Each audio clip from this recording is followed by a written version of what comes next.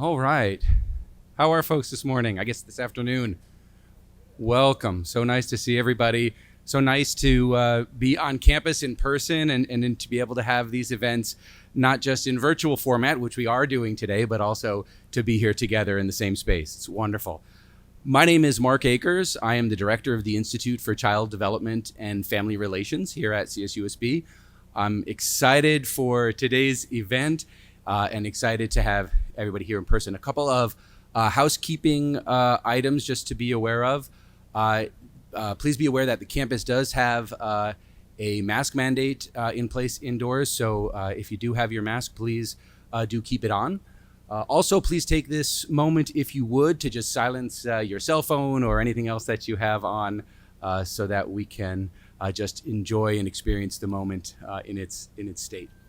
I did want to say a quick thank you to Kelly Campbell and Kim McDonald, who are part of the ICDFR team and who did all of the work to make today's event happen. So my thanks to them, as well as a staff of student volunteers who helped out as well. I also want to thank and acknowledge our co-sponsors for today's event, the First Peoples Center, the Latino Education and Advocacy Days, the CSUSB Fowl Library, the President's Diversity, Equity, and Inclusion Board, and also Psi Chi Psychology International Honors Society. So we thank all of them as well for their support and helping putting today's event together. Yes, please, that's great. I'm steamrolling through my lines and not taking the moment to actually give the appropriate appreciation. So thank you for that. Central to the mission of the ICDFR is a focus on families and an advocacy for understanding and valuing the role of family in our individual lives and in society as a whole. So as director of the ICDFR, I can say I'm so excited and honored to be able to have today's event and today's speaker. To introduce our speaker today, I would like to ask the Dean of the College of Social and Behavioral Sciences, Rafiq Mohammed, to share a few words.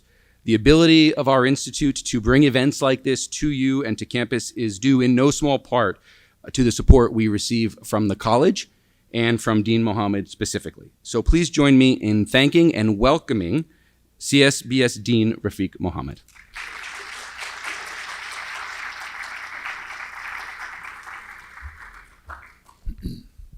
Good afternoon. A little taller than Mark. It wasn't a dig, Mark. That was just no, good afternoon, everybody. As Mark said, I really do appreciate everybody coming out. It's great to see people in person at an event again on campus. It's been a long while, so I really do appreciate you taking the time out of your days to come and join us today. It is my distinct pleasure to welcome you to today's talk, generously brought to us by the ICDFR, that's CSUSB's Institute for Child Development and Family Relations. The ICDFR is truly a unique operation on our campus that I've said this a million times. It more completely embodies every aspect of our mission than anything else, any other organization or unit I think that we have on our campus. So far this year, the ICDFR just this year has generated more than $3 million in grants and contracts to support research, education, and training in service to children and families at CSUSB and in the broader Inland Empire. So Dr. Agers, Dr. Campbell, and all of the other faculty and staff members who make the ICDFR's work possible, I sincerely thank you for all that you do.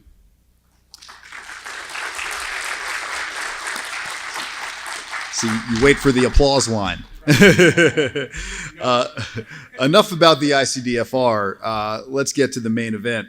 Today, I have the absolute privilege of welcoming Victor Villaseñor to California State University, San Bernardino.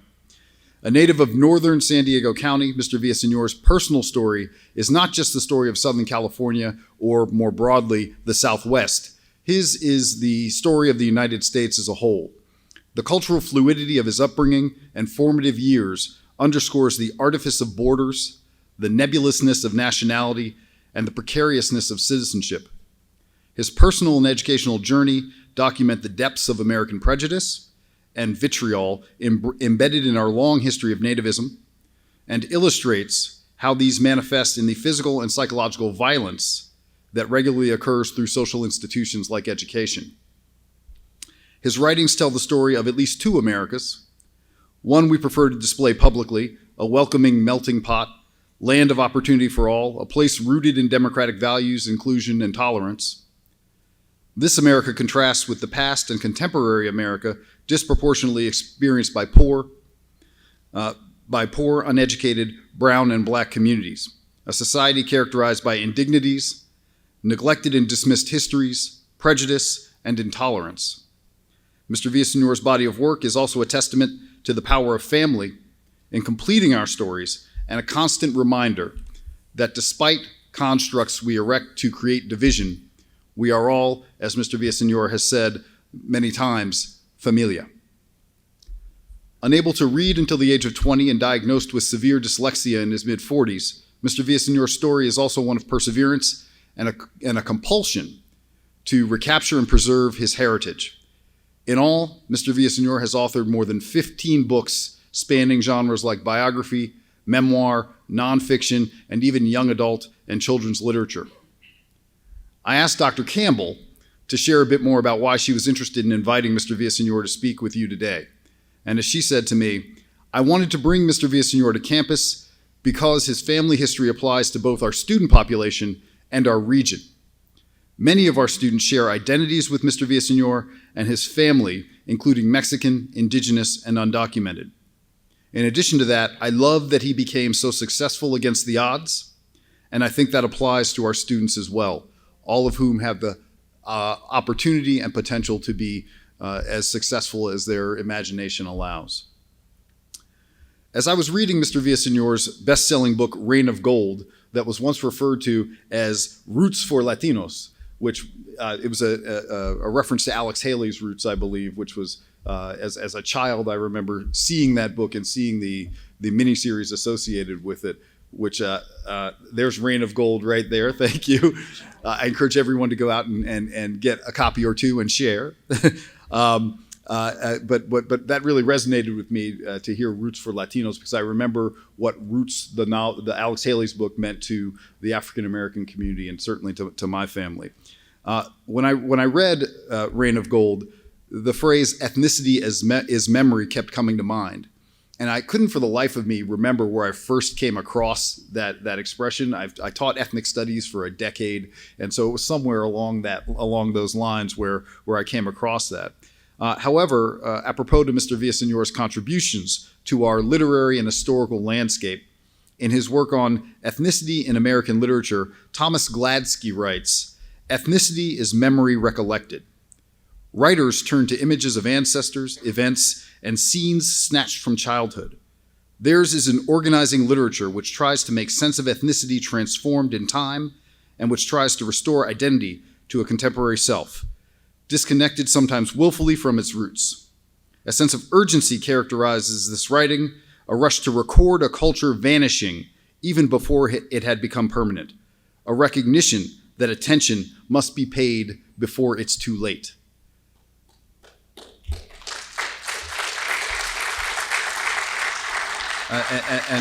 And from what I've read of your work, it embodies that spirit.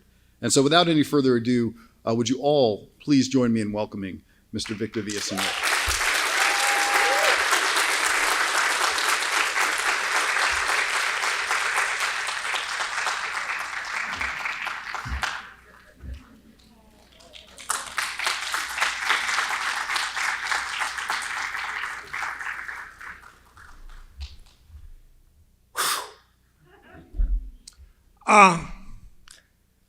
I showed up here without a hat. And I always bring a hat with me. You know, my Western hat, my cowboy hats, my caps, my straw hats. And we switched cars from my car, from my wife's car to this car, and I got here without a hat. So then I saw this guy stand up. He says he's a professor. I don't know if he is or not, but I said, he looks like a hat guy. I said, "You got any hats?" "Well, yeah." In the car, I said, "Can I borrow one?" So that's what he loaned me.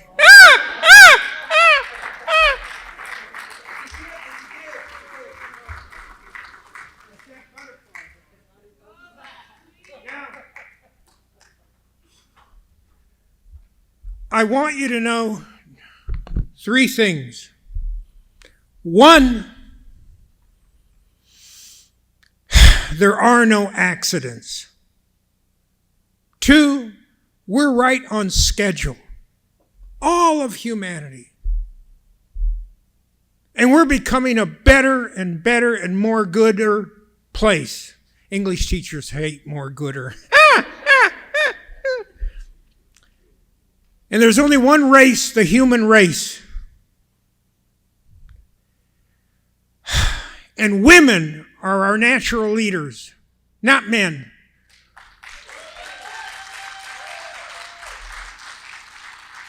And with their monthly moon flow, they're connected intuitively with psychic powers, with instinct, to the universe.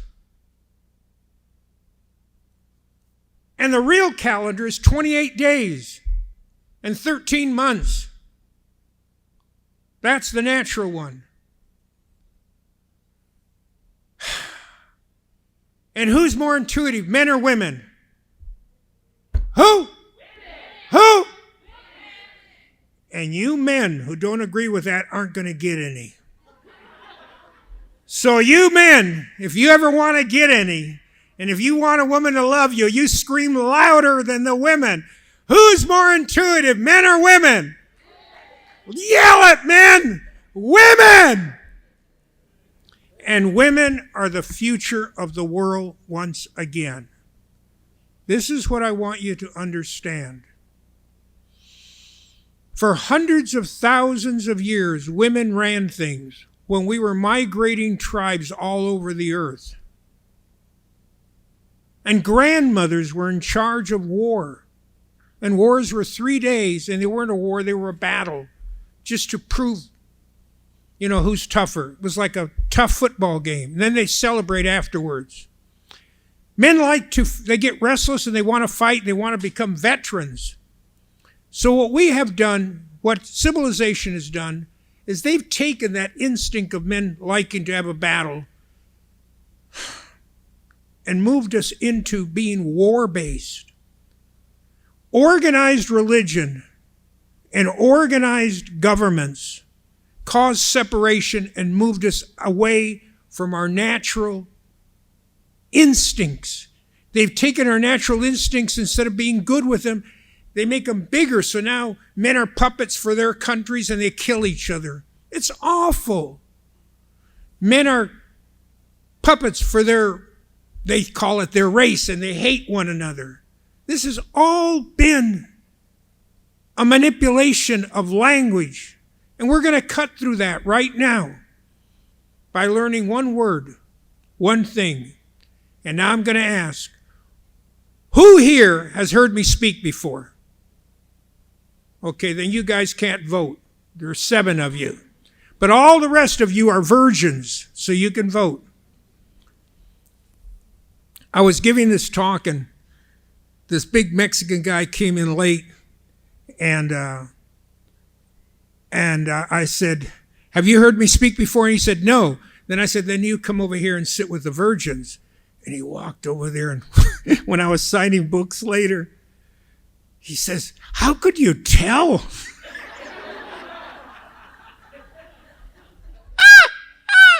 He never heard my talk. He was thinking the whole time, now everybody knows I'm a virgin. Oh, funny things happen in giving my talks. Anyway, how many of you here, you can't vote if you've heard me speak, how many of you here are geniuses? Where's the microphone? Oh, here it is. Can you hear me on this one? Is it on? Okay. How many of you here are geniuses? Raise your hands. Quick! Raise them. 1, 2, 3. Only 3. Okay. When I ask kindergarten kids, how many of you are geniuses? They all raise their hands. One little kid flipped on the floor and lifted up his patas, his feet, and his arms, and he's waving all 4. And I said, oh, you're a genius. He said, I'm really good. And I said, what makes you think you're so good? And he said, look at my finger painting. So I looked at it and I said, that's as good as any Picasso. And he said, yes, because I'm a genius. By first grade, there are less geniuses. By third grade, less. By fourth grade, they're gone. And then in seventh grade, girls that get straight A's and boys that hate school raise their hand that they're geniuses. Why does that happen? Because education crushes genius. I want you to understand that. What they do is they fill your head full of facts. And then they test you to see if you remember those facts. So you become a place that memorizes and then gives back. You are not taught to think. You're not taught to figure out. We become puppets for organized religions and organized governments. How far does that reach? We're going to find out as we go into this talk. Because the first thing we're doing is moving you into genius. Genius has nothing to do with IQ. That happened in the 1990s. Before that, in my book, where's the book, Burro Genius? Oh, it's in here? Oh, I have it? Oh, okay, I got the book. In the book, Burro Genius, the definition of genius is guardian spirit, natural ability. According to ancient Rome belief, a guardian spirit assigned to you at birth. And then the Einstein factor says that works of genius throughout history are not necessarily done by smart people. They're done by people that know how to access something within themselves. Einstein was not that great a student, but he's able to access something within himself and bring it out. How many of you here have ever walked into a room and you felt something was wrong? Come on. See, 99% raise your hand. You didn't think that you felt it, and then you bypassed thinking and went from feelings to your knowing self. And your knowing self inside is your voice of genius. And are we taught to respect that intuition, that instinct? No, we're not. And that's the whole problem with the world. They put us in our brain and isolate us away from our heart. And in the room where you just put me, it says there that the best and greatest things in the world can't be seen or touched, that they're felt by the heart. We need to move back into our hearts, and then we start realizing there's only one race, the human race. We're all good people, like Anne Frank said. And the future is wonderful, and right now is wonderful. But we've been brainwashed to watch the news and think and think and think. We're programmed to stay in our heads. How many of you have ever had a problem and you don't know what to do, and then you take a shower or you take a dump, whatever, and then while you're taking your dump or while you're showering, you get a hunch what to do? How many of you had that experience? Raise your hands high. I want to see elbows. Okay. Now, how many of you have been overwhelmed with a problem? And this is a big thing, you don't know what to do. And finally you say, I quit. You quit thinking about it, you go to sleep. And in the morning, you wake up and you got a hunch what to do. I don't say you know what to do. You got a hunch what to do, and the problem doesn't look so bad. How many of you had that experience? Raise your hands high. Those are all flashes of genius. Those are all usage of genius. Those are all usages of getting out of five-sensory perception and moving into multi-sensory perception, which was recognized by all native people, all indigenous cultures, all around the world. And civilization reduced us to five so that they have control over us, so they can crush women's intuitive powers, and they can make men into puppets that will be obedient and die for fighting wars that were about profit, but they hide it under other crap. Do you know that Muhammad Ali refused to go to Vietnam before it was a fad? Along came the 60s, and now lots of people want to do. But who was the one that did it all by themselves and stood up and lost everything, his money, his crown? It was Muhammad Ali, who's the first man that's moving us into 26,000 years. We just finished up 26,000 years of aggressive male energy, according to the Mayan calendar and the calendars from India. And we're moving into 26,000 years of compassionate feminine energy. And what did he say? Float like a butterfly, sting like a bee. That's a man, the most powerful man, being with feminine, heartfelt way. He is the greatest. He is the greatest. I drove my motorcycle through little towns in Mexico, and there's a big painted wall in a little village. Ali, the greatest. I pulled into the town. They didn't even have TV sets. And I'm saying, you know about how? Of course. Me dicen en español, ¿cómo no? We know about him. He's the greatest. And I said, well, what do you think about the Olympics? What's the Olympics? What do you think of Vietnam? What's Vietnam? They don't know anything. They only know the example of the greatest. Why? Because of his energy. His energy was pure genius, and it helped kick off the 60s. It helped kick off everything.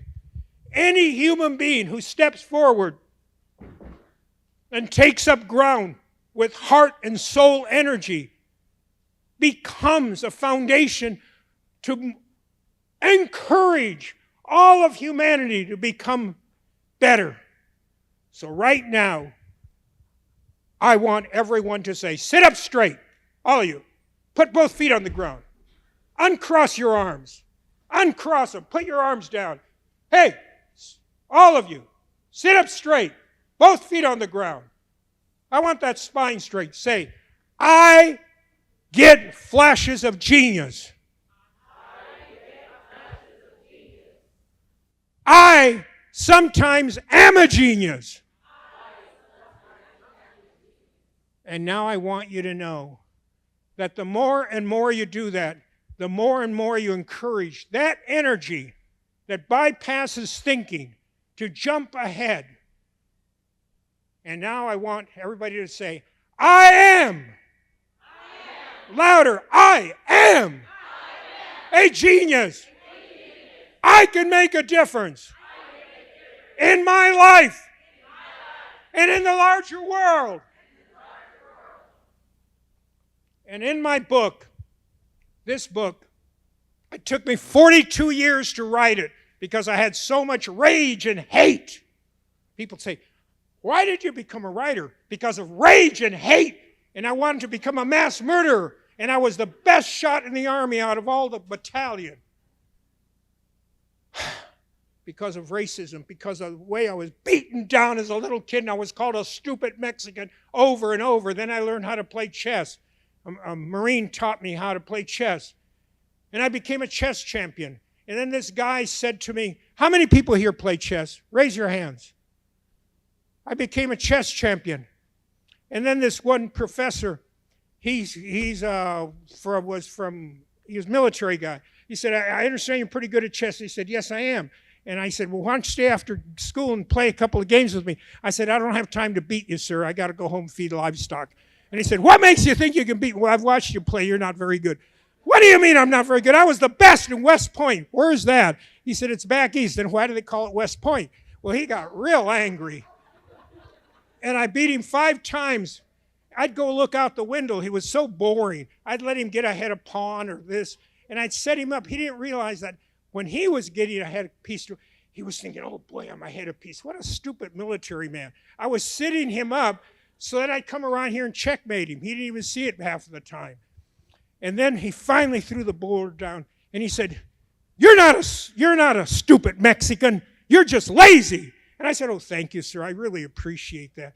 And he said, now you ridicule my insults? I said, no, that's not an insult. I've been called stupid Mexican for so long that now that I'm just a lazy Mexican, I'm coming up in the world. So I really appreciate it, sir. I want you all to know that the world's getting better. And right now in this room, by all of us activating our genius, we are making a little difference throughout the world. Like that great guy that caught the feather, what's his name? Forrest Gump? Yeah. We too, like him, can make a difference. And we are making a difference. I want you to turn to every person next to you, left and right, and say, you are a genius and you are wonderful.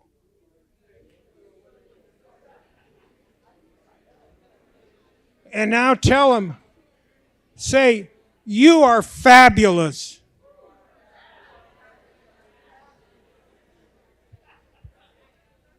And now say, we are family. And together, we can move mountains. We can move continents. We can move centuries. And we need to do it. We need to do it. We've been destroying, people say, Earth warming. What a stupid question. See, people ask the wrong questions. They're shallow questions. It's not, is the Earth warming? The reality is we've been destroying the Earth for 10,000 years, for 5,000 years, for the last 2,000, more and more forests cutting down, more of this, in the last 500 years. We're destroying our mother planet. And we got to stop and turn things around. And there's no logical way we can turn things around except by becoming geniuses and once more making miracles our daily reality. So once more, I want you to look at each other and realize that it's you, each other. There's an Indian group. Come on up. You're the one who got me here. I'm not going to torture you. Okay, watch this. In Central America, there's an Indian group, tribes, when they meet each other, they put their tools down, their arrows, their knives, and they come to each other, and they look at each other's eyes, and they say, you are another me. You are another me. And I am another you. And I am another you. And you look into each other's eyes. And you breathe. Then you touch foreheads. And you hold foreheads. I want you to know that we've been told, this is a woman, by the way, the future of the world. Thank you. I want you all to know that there's nothing we can do to stop world harmony and peace. It's part of our DNA. And all these horrible things that have happened are just forcing us to wake up and turn things around. That's what Rain of Gold's about. That's what all my writing's about. The miracles that we can do together. And I want everybody to stand up. Stand up and face somebody. Face.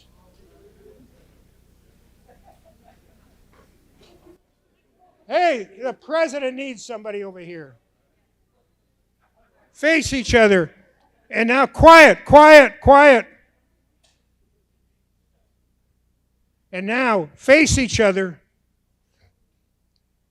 Come close. And say, you are another me. And I am another you. And now look into each other's eyes. Look into the pupils. Hey, quiet, quiet, quiet. Look into the pupils. And now touch foreheads. Touch foreheads. Hey, you with the mask, touch forehead. Mira que? Go on. Stop being a coward. Hey, I don't want to touch foreheads. Look at touch foreheads. You need to get out of your comfort zone. Touch foreheads. Hold foreheads. Okay, thank you. Now sit down.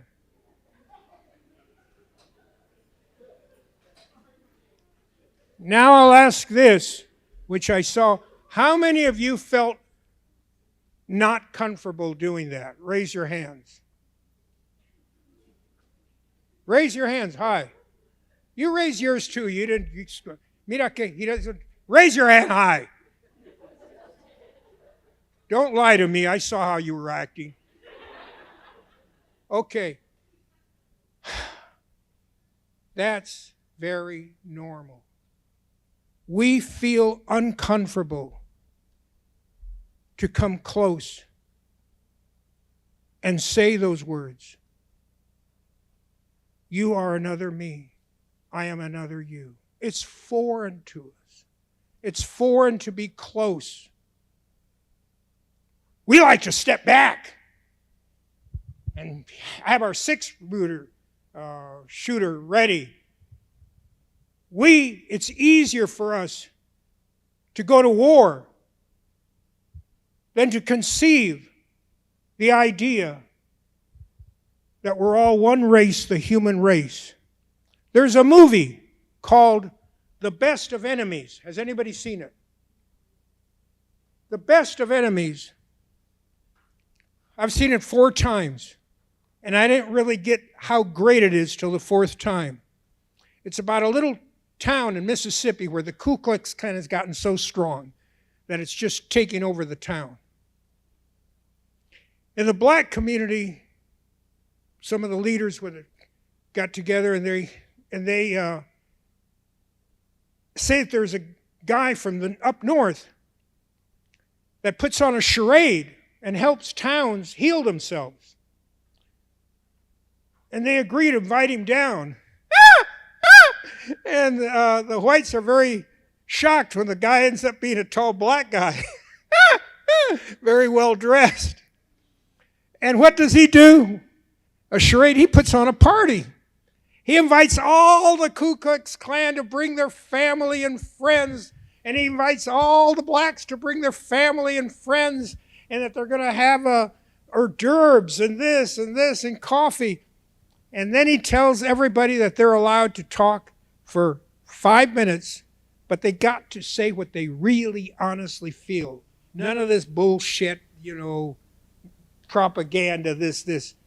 And when the Ku Klux Klan president gets up to speak, he's fairly young. He says, I'm so proud of being a Ku Klux member. He said, when I was a kid, my uncles and everybody would go to this place and I'd feel left out. And finally, at 12 years old, where I was allowed to become a Ku Klux member, I cried. I was so happy. And to me, it's the most exciting part of my life because I belong to some group and this and this and that. And what does the big black guy do? He stands up and applauds him and says, thank you, brother. That's wonderful. I'm glad you told it the way you feel it. And the black said, you called him brother, and you're congratulating him? And he said, of course, he's the first one that's been truthful. And they're shocked. And do you know they start getting up and they're being truthful and truthful? And once you get it out, you get out what's within you. Magic happens. Miracles happen. That's what's in all my writing about. In here, I have a quote by Emerson. It says, what lies before you and what lies behind you are small matters compared to what lies within you. And when you bring what's within you out into the world, miracles happen. Catch that. Then Jesus Christ said, the kingdom of God is within us. In other words, inside every one of you, even you who didn't want to touch foreheads, Every one of you have miracles inside when you bring them out, when you have the guts to go into your past your comfort zone. And we here in the United States have all the people of the world. We have an opportunity of taking the 2 dots out of U.S. and finally within the next 100 years we call ourselves us, the country of all the people. We've come together and we're doing good.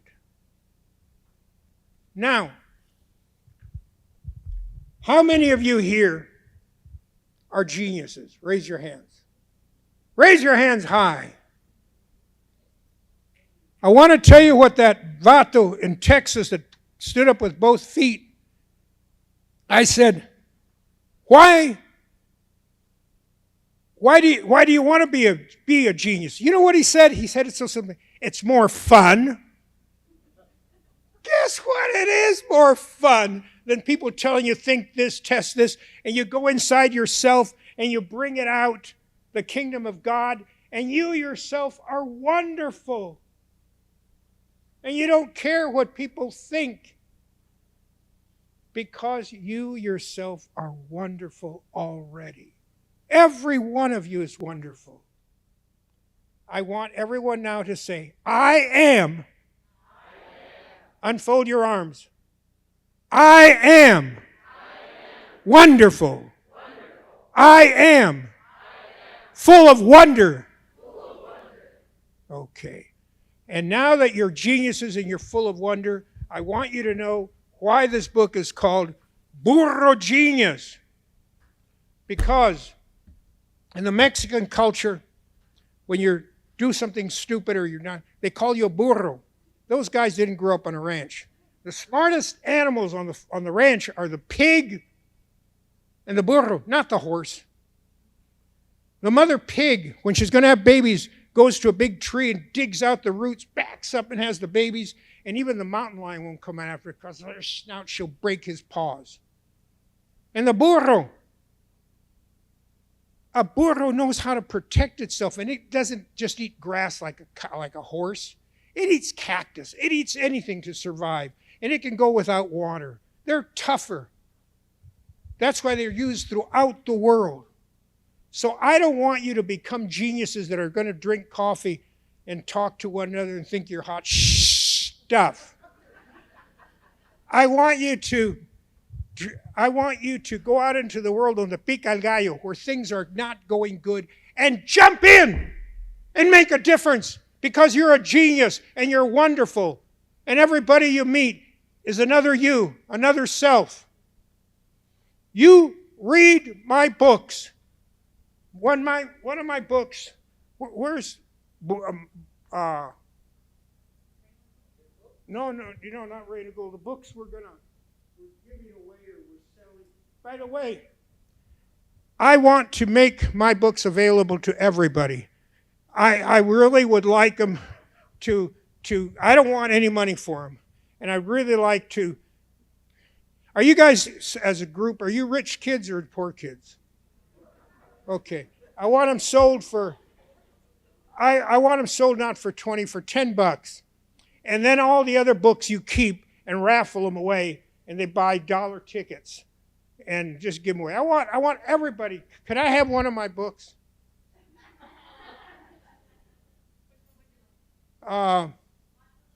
One of each. Okay. I brought Macho and they brought Crazy Local Love. And I tell kids, Macho is my first book. I had 265 rejections before I sold my first book. And it's about a boy from Michoacan and about a volcano. And then that he comes and works in the fields. And he's against Chavez. He doesn't know what's going on. And it shows how things, when you don't know and he learns about it. It's a wonderful book. In some school districts in Colorado and in California, they're changing Homer's book. They're moving it off the curriculum or whatever you call curriculum, the circus. And they're moving it off Homer away, and they're putting on Macho. Macho, one of the professors in Denver told me, did you know that it takes 18 turning points to make a Greek tragedy? I said, no. Do you know that Macho has 17 of them? I said, no. I said, I don't know any of that educated stuff. All I know is I wrote it with my heart. And when you go with your heart, miracles happen that you don't know. So Macho was compared to the best of John Steinbeck. It's a very tight, well-written book. It's my best written book, the tightest one. This one, careful when you read this one, because this one has sex. And it shows the tragedy when you're in love, but things don't work. And yet, I've had people that said every night she read just the quotes. It's a page of quotes. And the introduction, just the introduction, 3.5 pages, every night before she went to sleep. And it changed her life. This book has got some incredible stuff in it. And it shows the vision of why I became a writer instead of going with my .357 Magnum and my .06 and my shotgun and killing racist teachers and nuns and all that I was prepared to do. Because the pen is mightier than the sword. I could have probably only killed 50 of them before I got killed. But here I've reached millions and millions of people. And I encourage all of you that are angry or upset with the world, write. It's important for all of you to write, to keep a journal. My friend that just recently died, Bill Cartwright, he was Irish, and that's not bad. And he told me that the opposite of depression is expression. So the first thing he does is he gets people writing a journal about what their feelings were that day. And he says, when you write what you felt that day, you're pissed off about this, you were happy about this, write both the negative and the positive. Don't just be positive. Write the negative things too. When you write them by hand, you take out of your brain, out of the deep crevices of your brain, you remove things, and now new things can come in. Writing was what saved me my life. If it hadn't been for my writing, I'd be in prison. Or maybe I wouldn't have been in prison. I would have been killed. Writing can help heal you, can help make you a better person. Because you can admit on paper that you're most of the time an asshole, that you're not such a good person. And it's no embarrassment. And then you keep these journals, you buy binders, and then you have one for this year, one for... You go back and you read your journals 5 years later, and guess what? You're going to find out that you're becoming a nicer and better and more enlightened and wonderful person. Life is what did you say on the driving up? Process. Is a process.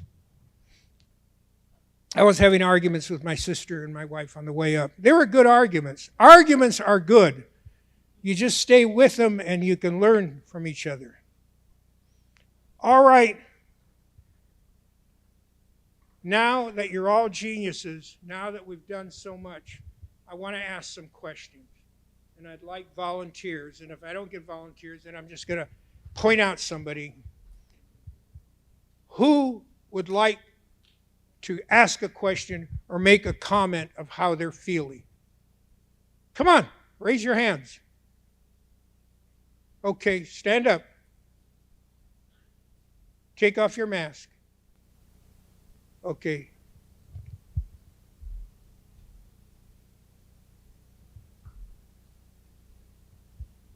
Talk. Well, right now I'm feeling really odd because I really love your book And this is the first time I've ever met a writer. And your talk is really interesting, so I'm feeling happy. Happy? For the first time well, not the first time, but the pandemic has been really hard, so being here has been really awesome. Lately it's been difficult? The pandemic hasn't been very easy. What? I can't hear you. The pandemic hasn't been very easy. Okay. Let's talk about the pandemic. Everything is on schedule. This pandemic is a blessing. There are no accidents.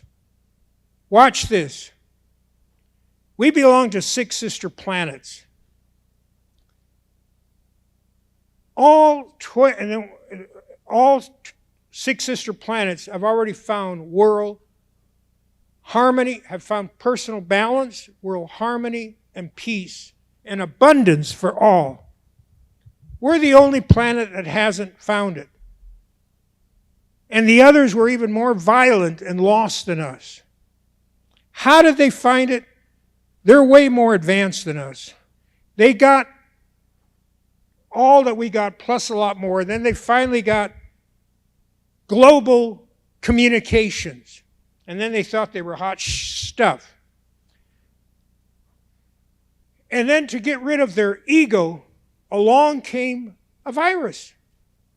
And they all got sick and they started dying. About a third of some of their planet died because the virus kept coming and coming until they finally stopped thinking as separate nations or one group better than the other, and they started feeling and talking as una familia, one family. You see, rich people are dying from this. People are dying from the virus all over the world. So it's forcing us to look at our own self, at our own possibility of passing over. More recently here, the young people thought that they were exempt. And the latest thing is young people are dying with the virus too. We're all got to start understanding that yes, we're going to die. And how do we want to go? And start coming together. I have families that are spending time with their men, that are spending time with their families for the first time. It has caused the freeways to have less traffic. We are learning a lesson we could have not learned. How many of you, now that are geniuses, can see this possibility that I'm talking about, that it's a blessing? Raise your hands. Raise them high! Okay. The 2 Mexican Indian sayings that says it best is, watch this. Mañana es otro milagro de Dios. Tomorrow is another miracle gifted to us from God Almighty. Then the second most important one is,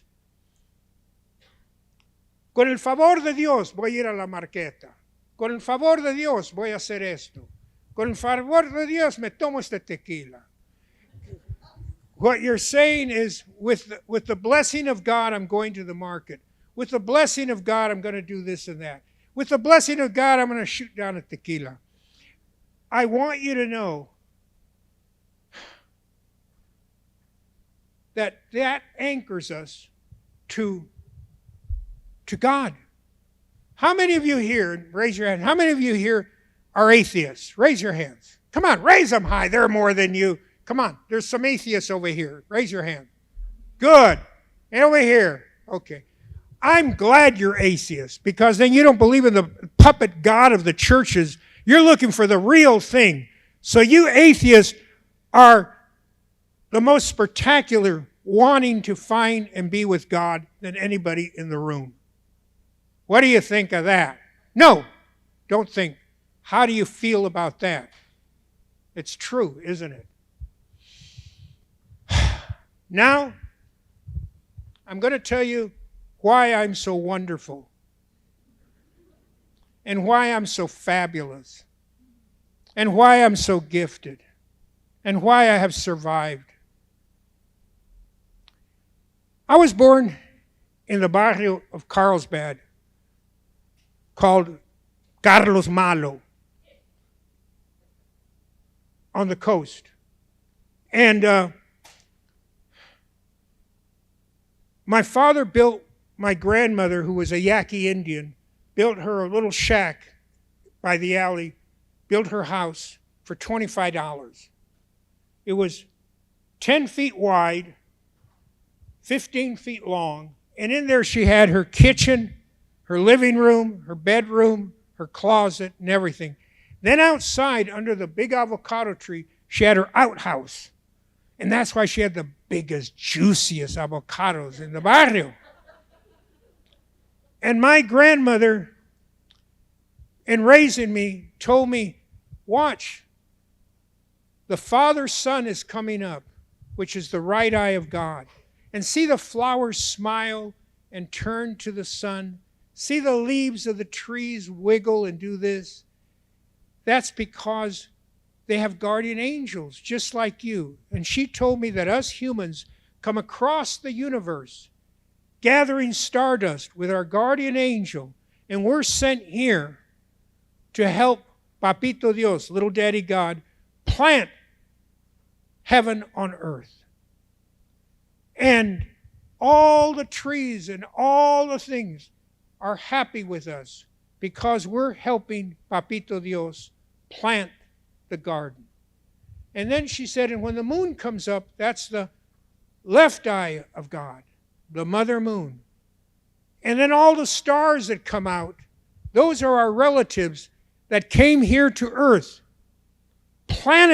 helped God plant the garden, and then they went back up. And what you plant is the harvest you take. You plant hate and anger and greed. Well, you take it with you for eternity. It isn't that there is a hell. You've created your own hell. You plant love and harmony and good things, and you take that harvest with you. And she said, so all of the stars you see, those are our relatives that had a good harvest. And that brightest of all stars, esa estrella, la más brillante, the brightest of all, that's your great-great-grandfather, Don Pedos, Mr. Farts. He was full of gas when he was here on earth, and you can see he's still full of gas up in the heavens.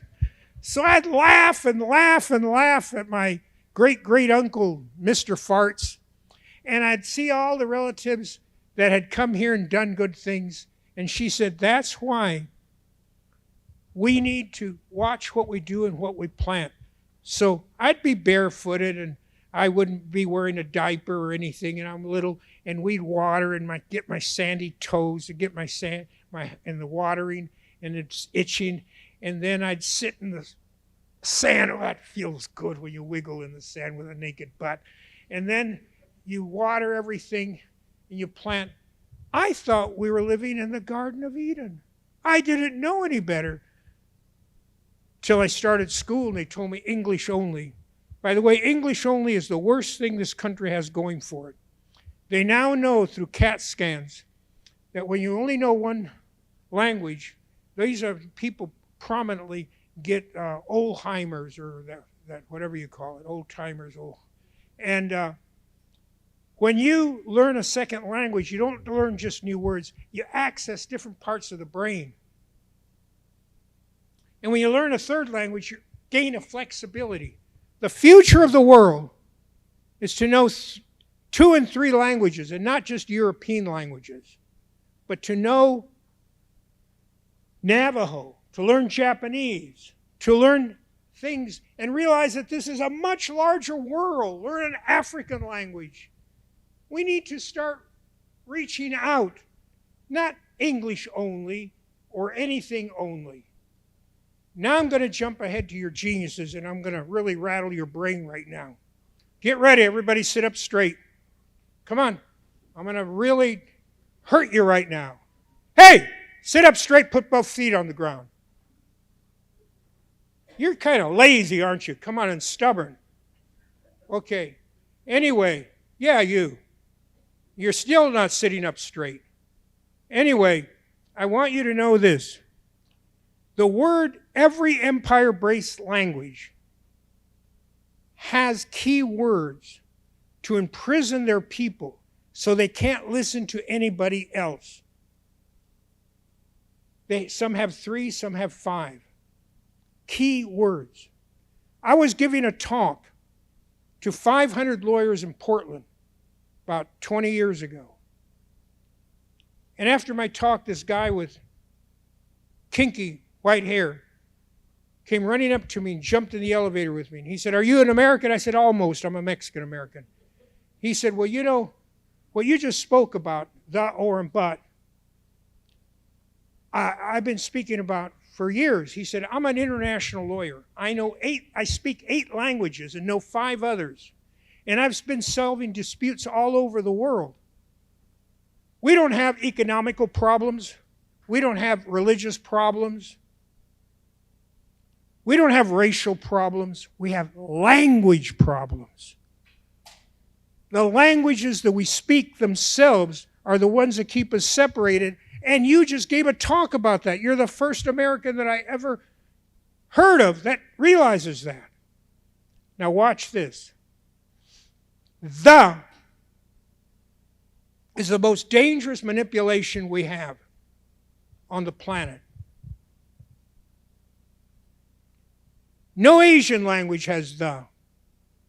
No indigenous language. The Russians don't have it.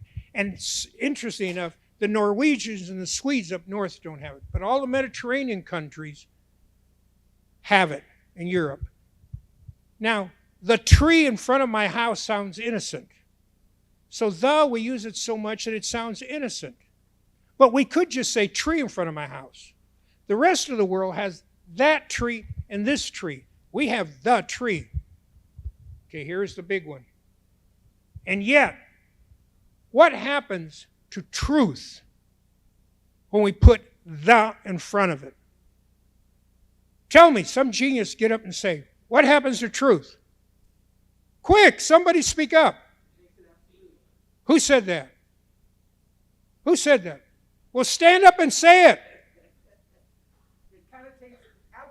It makes it absolute when you say the truth.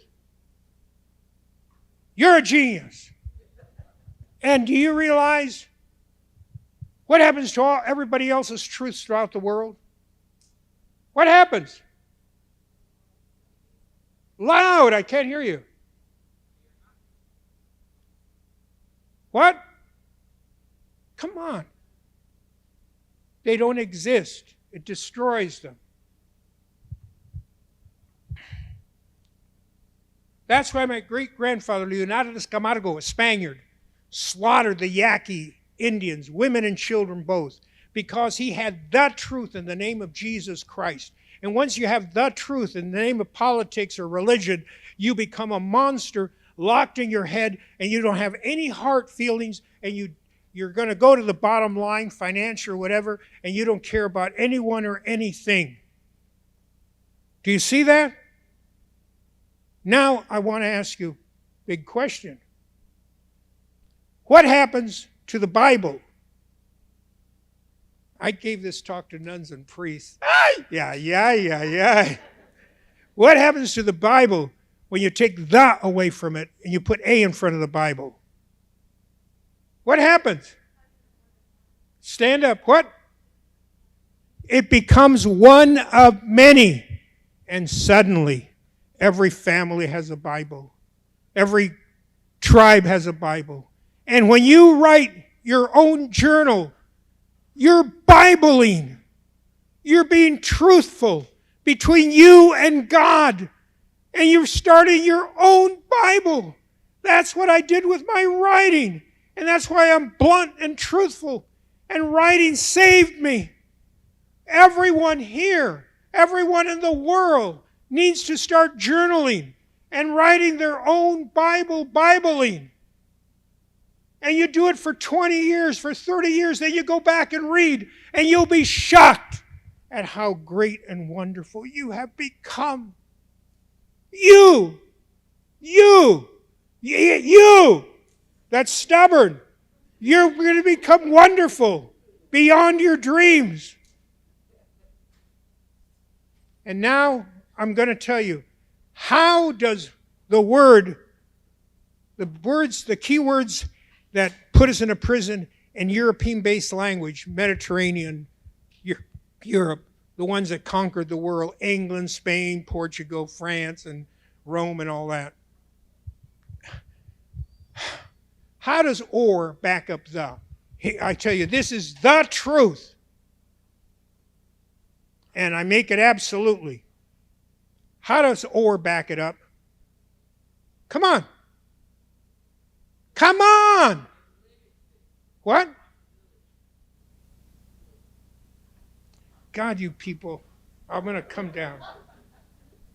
I think a woman said the right thing, but I just can't. Here's the microphone. Who said what they said? Who said it? All right, what did you say? It limits the possibilities to two. It limits the possibilities to two. Stand up. You are a genius. You are wonderful. Let's touch forehead. She did it perfect. It limits you to two possibilities. It forces you into polarity. Then people start saying, do you get it or not? This is the Bible. This is the truth. Do you get it or not? And it's a threat. Or becomes a threat. And now the one that's really bad and sneaky is but. With only one T, though. But with one T. How does but with one T back up the and or? Come on. What? It negates the statement before it. Stand up. Say it. It negates the statement before it. It negates the statement, everything before it. You are fabulous. You're a genius. Here, go meet another great genius. Both of you, hug. And do you notice what they have in common? They're women. Women are the natural leaders. Men are superficial and afraid of showing their hearts. Give them guns, and all of a sudden, knives, oh, they're brave. Who gives a damn? But show the heart, and you're scared. My father said that courtship for love really starts after you're married. This is my wife. Come on, stand up. I buy her flowers, and I spend hours fixing some to put in her bathroom, to put some in the kitchen, and all that. And we're very happy, and we're in love.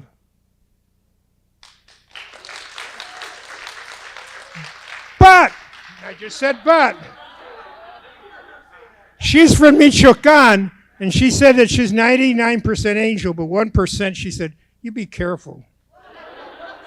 So there's a little threat there. Okay. Are you getting the larger picture? Japanese, every language has its own words. We're in a prison because of the and or and but. And we think we're right, and we can't listen to anybody in the world. Everybody's inferior compared to us from European-based mentality. And it's not that European people are bad, awful monsters. The language they speak has made them arrogant and not able to listen to anybody. The same thing with the Japanese. The same thing with Chinese. The same with all languages that are empire-based. Do you realize that all organized religions, all empire-based languages are male-based? When women ran things for hundreds of thousands of years, language was sing-song, like my grandmother. Mira el sol, el Padre Sol está saliendo.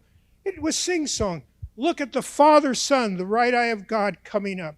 Do you see the flowers turning and smiling? And I grew up in a sing-song, beautiful, heartfelt language. And we did that for hundreds of thousands of years till men took over. And according to the Mayan calendar, that came to a stop, to a halt. December 21st, 2012, finished up the 26,000 years of out-of-balanced, aggressive male energy. And we're going into 26,000 years of compassionate, feminine, balanced energy. There's nothing we can do to stop world harmony and peace worldwide. Now, as geniuses, how many of you can feel that, can see that as a possibility? Raise your hands. Raise them high. Okay. God bless us. And now, I don't know what our time is, but how long have I been up here? Well, let's go to some questions and answers right now. Yeah. The question, just raise their hand and we'll bring a mic to you. And if you don't have a question, we're going to come up to you and put the microphone in your hand. Come on, raise your hands. Stand up. You were talking about writing, and my question is, if you're writing, when do you know you have something to say? How do you, what? How do you know you have something to say, like to share? I don't understand your question. Well, you were talking about writing earlier. When I was talking about writing. Yeah, so my question is, so if you're writing and you look back 20 years to your writing, how do you know you have something to share with others? Okay, when you start your writing, you can go way back to your childhood, or you can go back to what happened yesterday, or do both. It doesn't matter. But write about the most embarrassing thing that happened to you in your childhood. Write about the first time you fell in love. Write about the first time somebody was mean to you. Write about things that really happened. My first day in kindergarten, I was so scared I peed in my pants, and it kept running down my leg. And the girl next to me, my father told me, now that you're going out into the world, the two most important things you got to know how to do is to wipe your own ass. And then I said, Papa, how do you wipe your ass? Do you bunch the paper together, or do you fold it and this and this? He said, what do you do? He said, I fold it and I do this. He said, you're going to go far in the world. You already know how to wipe your ass. And then he said, the next most important thing is you need to know how to como escoger, how to choose the right woman to marry. Because not only is she your wife, she's the mother of your children. She's the first teacher of your kids. So I was told all this. So I went to school looking at the girls, which one am I going to marry? I'm in kindergarten. And I'm looking at them, and I'm scared, and they put the Mexican kids and the black kids in the back and the white kids up front, and I'm back there crying and crying. The guy says, para de llorar. Stop crying. You're big now. I said, no, I'm not big. I want my mama. And then the teacher yelled at us, English only. And I started peeing in my pants and formed a puddle. And the girl next to me could smell it, and she looked at me in disgust. And I started crying, no girl's ever going to want to marry me.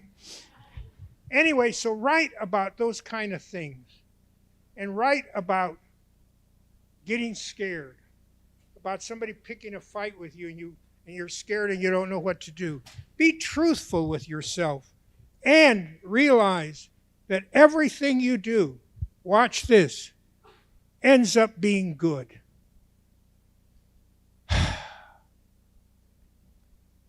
Maybe not now, maybe not in a couple of months or years, but it makes you who you are. In high school, I loaned this great athlete. He was really good. He'd knock people over in football. And he said, you know, I need some money for the weekend. You know, could I borrow $10 now and I'll pay you on Monday? So I said, well, I don't have it. And I said, well, what do you have? So I said, well, let me go look. So I got money from here and there, and I loaned him $10. And on Monday, he didn't pay me. And on Wednesday, he didn't pay me, and I began to feel really bad. So I told my father what had happened. And he said, thank God that happened. I said, what? He hasn't paid me. He said, you just found out his price. He'll sell his soul for $10. And he's never going to ask you for more money again. The worst thing would have been if he had paid you the 10, then he could come back and ask for 20. And then if he owed you the 20, he could ask for more. You got him cheap. My father always turned things around. Like when I flunked the 3rd grade twice, he said, that's good. I'm glad you flunked a second time. And then they took me to Catholic school, thinking that it was the Protestants that were the problem. And the Catholic school became worse because I still couldn't learn to read. And then I fell in love with a little nun. And I was teaching me how to read. And I asked her, I said, when I grow up, will you marry me? You know, because she was the smartest, most wonderful woman I'd ever met. And she said, I'm already married. I said, to who? She said, to Jesus. I said, he's dead, you know. And then she said, well, I'm married to him in spirit. I said, oh, that's okay. You can marry me in body. We'll have babies. And I grew up on a ranch. You know, I know how it works. And the old nun, I guess, was listening. She busted the door open, slapped me out of the chair, knocking me out, hit me so hard, and started beating the little nun, and her helmet fell off, and I saw her red hair, same color as my horse, sorrel horse, and she wouldn't defend herself. She just let the big old nun hit her and hit her. So I leaped up to defend my love, and I picked up her skirt and her robe, and it smelled awful under there, and I grabbed her leg, and I bit her, and she stopped hitting my little nun because I was biting her so much. And she hit me, and ended up taking her to the hospital. I bit her so bad. And when the priest said, did you propose marriage to that little nun? She was a gorgeous young little nun, or maybe she wasn't quite a nun yet. And I said, yes. He said, why would you do that? He said, well, have you ever smelled her? She smells of heaven. She smells. You are smelling her! And the priest then started hitting me and locked me in a closet. I guess the old nun and the priest were in love with her too, and they got mad that I proposed first. I don't know. Write stories that are embarrassing. Write stories that nobody would believe. Write stories about your feelings. Okay, another question.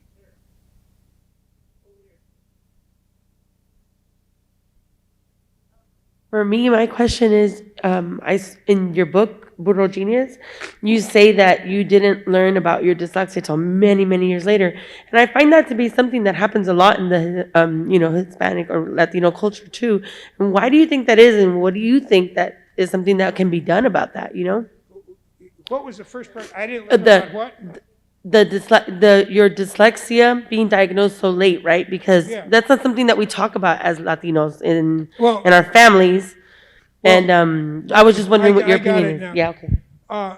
Nobody knew even the word dyslexia when I went to school. They're just learning about it. See, education as a whole is still in the dark ages. All the teachers and things that we think were learned, and we go to all these teaching things. I go and listen to some of them, and they're ridiculously missed the point. Do you know what the difference between teaching and education? You're the president. Do you know the difference between those two? Okay. Is it more better to be the president or the dean? Pardon? Who gets paid more? Oh, okay. Okay.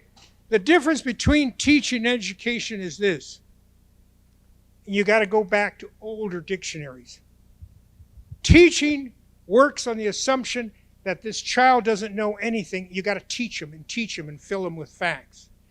Education comes from a subsidiary of exploration. And what you do when you educate people, you ask questions. You assume that they come into this world with all this instinct, with all this intuitive knowledge, with all this stuff, and you draw it out of them, and you encourage their individuality. That's what's wrong. We're teaching. We're not educating. And let me tell you what happens in education. This is a very important question you asked. Where are you? Yeah. Very important. There was a short surfer that wanted, he said, he was teaching at a university math. And he said, I want to teach in San Diego County next to the ocean so I can surf there. It's the best surfing. He said, well, we don't have anything in your category. You know, you have a doctoral degree, your math. I'll take anything for education. So they got him a job as a kindergarten teacher. What did he do? He did genius. He showed up with a little hat with wires on it and a big red ball instead of a chair. And then the kids came in and he goes to sit on the ball and he falls over. It's a big red ball and he tries to sit on it and he falls over and the kids are in hysterics. Finally, he puts his feet like this and just barely puts his butt, and then the ball slips out from under him and then he falls. So then he goes, and he finally anchors himself and sat down. And he said, and then he teaches them what happened. How he had to anchor his own body in this and this and that. And then what does he do? He tells them, you're going to go to the movies with your friend. And you got $1 and then 5 pennies and this and this and this and that. And you pool your money together. It comes up to $1 and this and that. Popcorn costs this much. Getting to the movies costs this much. And you give them the dollar bill and the thing. What change are you going to get back? And he says the first day 2 kids come with an answer. He says, and whisper the answer. Don't tell me aloud. He said by Wednesday, half of the kids had come with an answer. By Friday, many of the kids had changed their answer. But what were those kids doing? They were thinking all week long. They were organizing their thoughts. The principal told me that all of his kids ended up being the best students they've ever had, ever. What do you think happened to that teacher? What do you think happened to? Do you think the other teachers congratulated him and wanted to change their methods? What do you think happened? They fired him. They ganged up on him, and the principal tried to protect him, and she couldn't do it strong enough, and they fired him.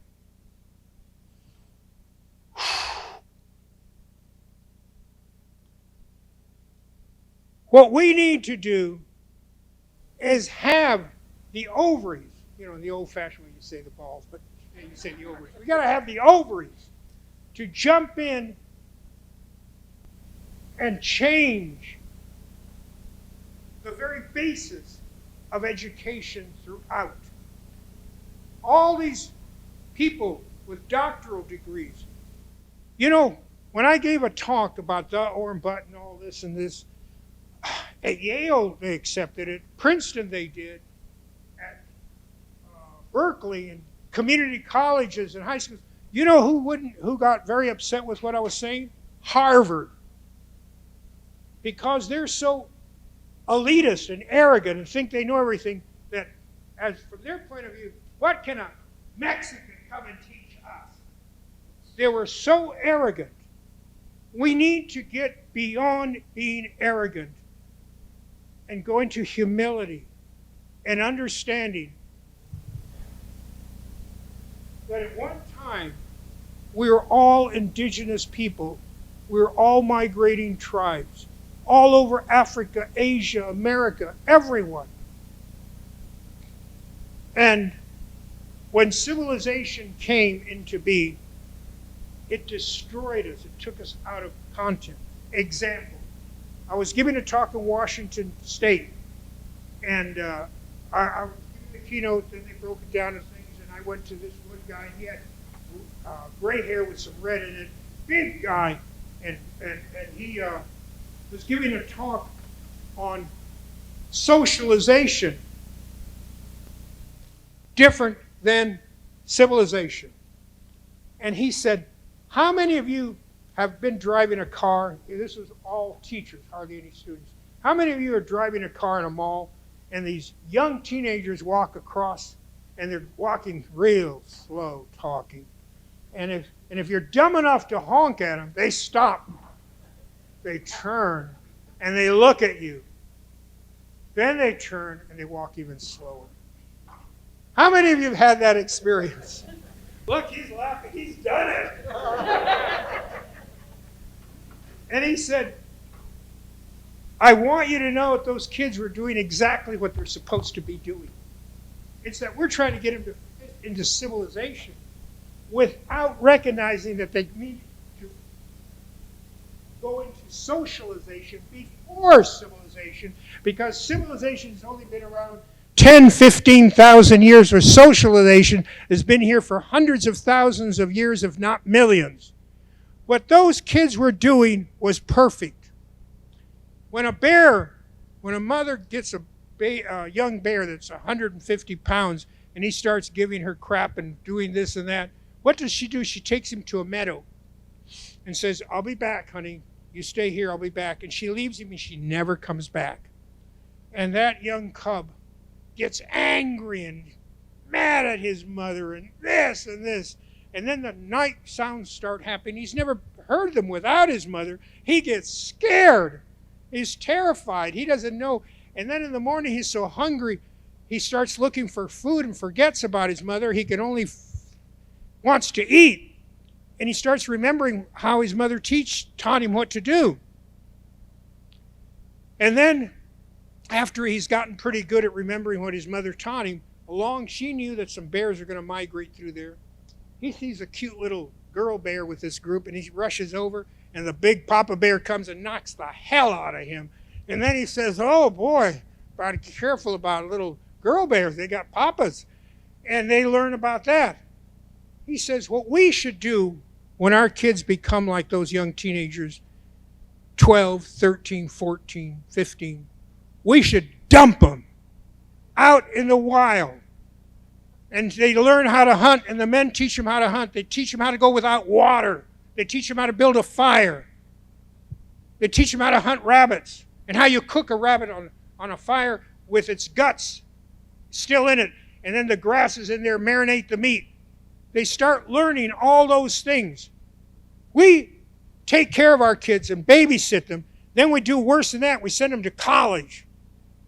And in college, they learn to be even more spoiled. And they have drunk parties, and they do this.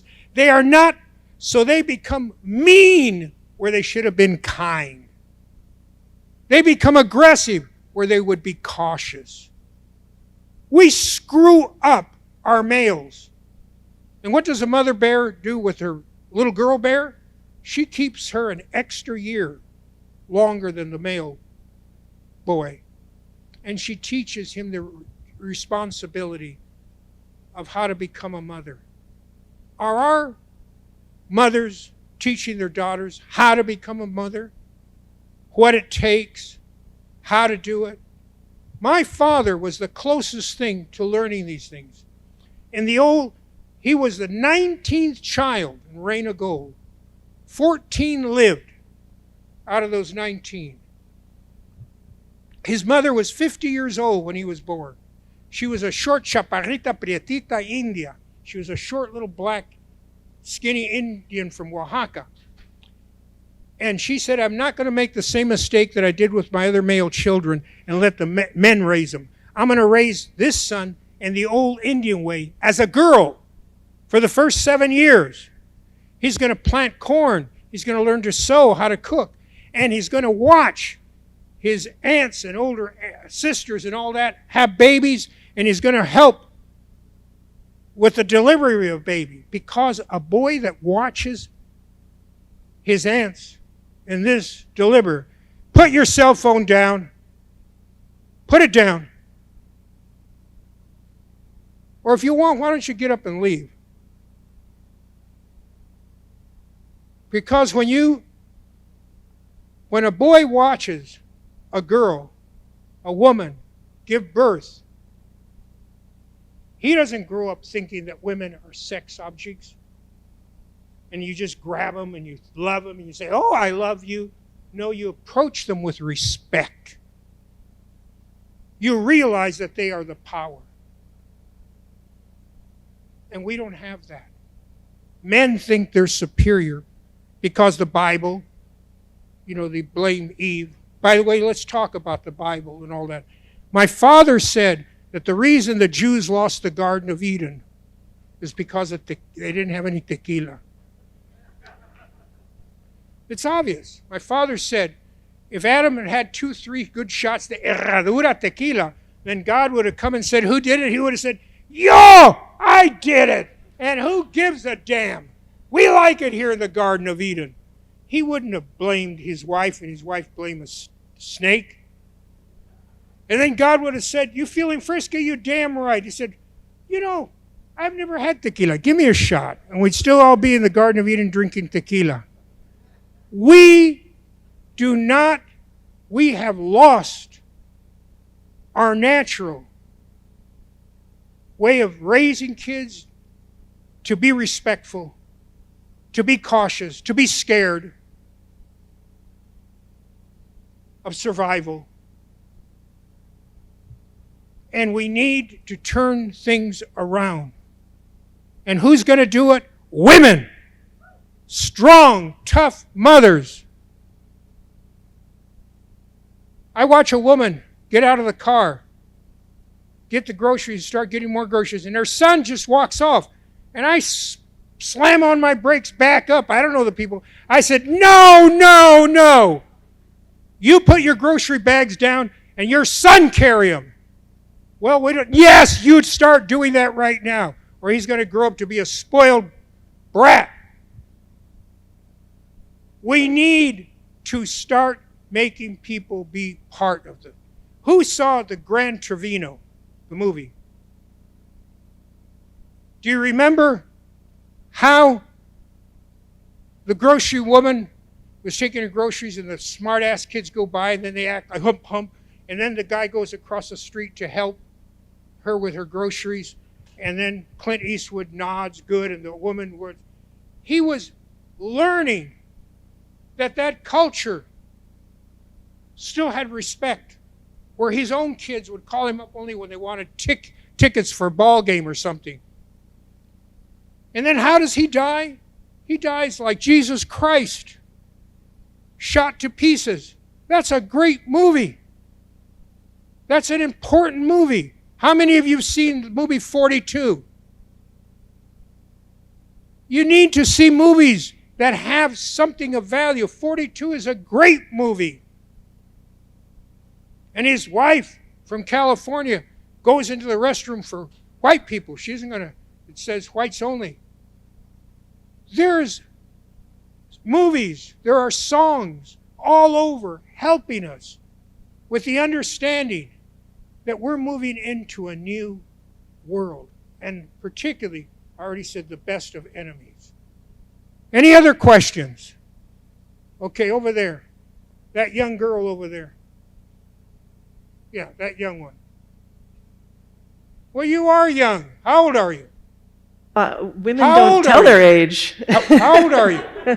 I'm 55. See, you're a baby. I'm 81 and 4/10. I'll be May 11th, 82. You're a baby. All right, I am. Yeah. Okay. So I have a question. Take your mask off. Yell it. So one thing I wanted my students to hear is a story about how you grew to love yourself because you had so much hatred.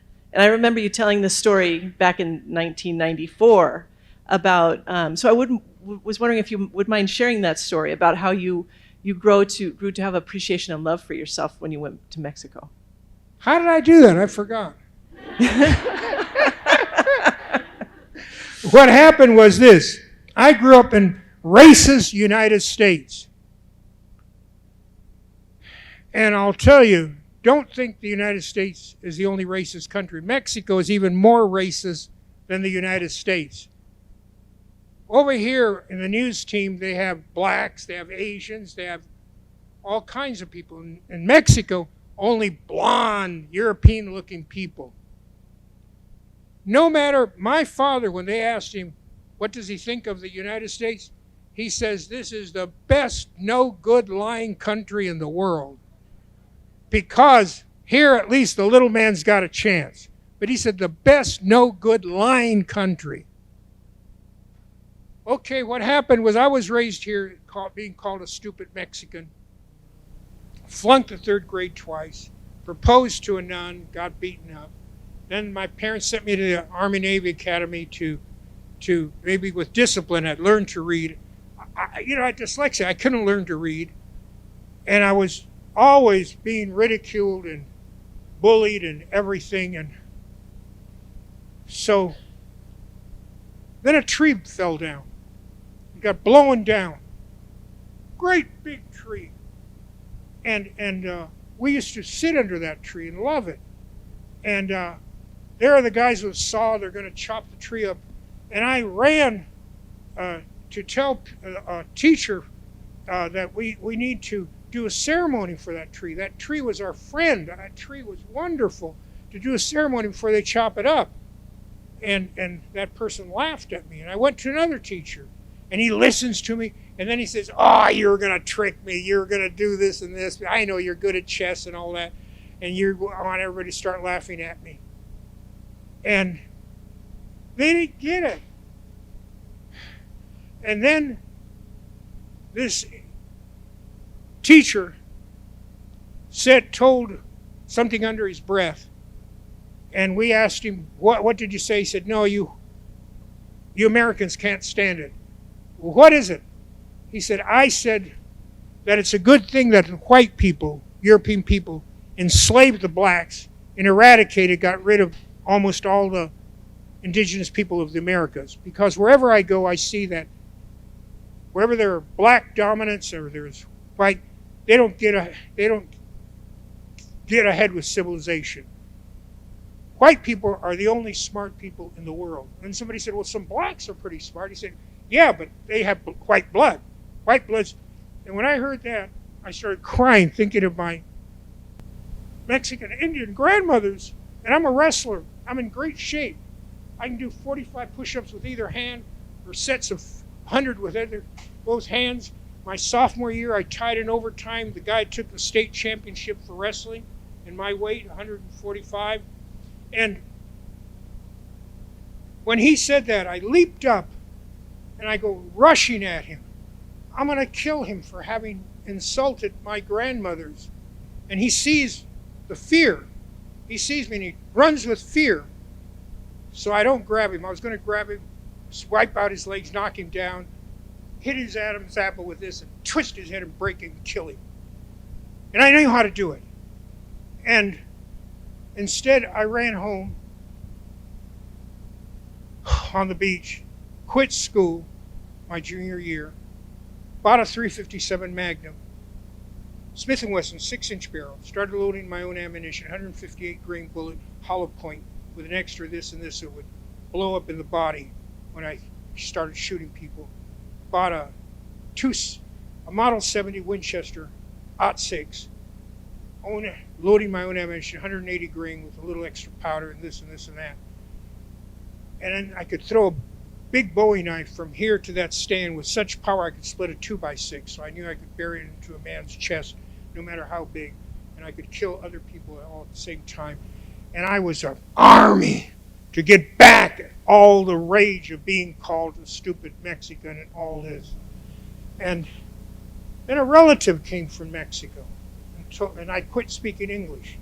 I only spoke Mexican.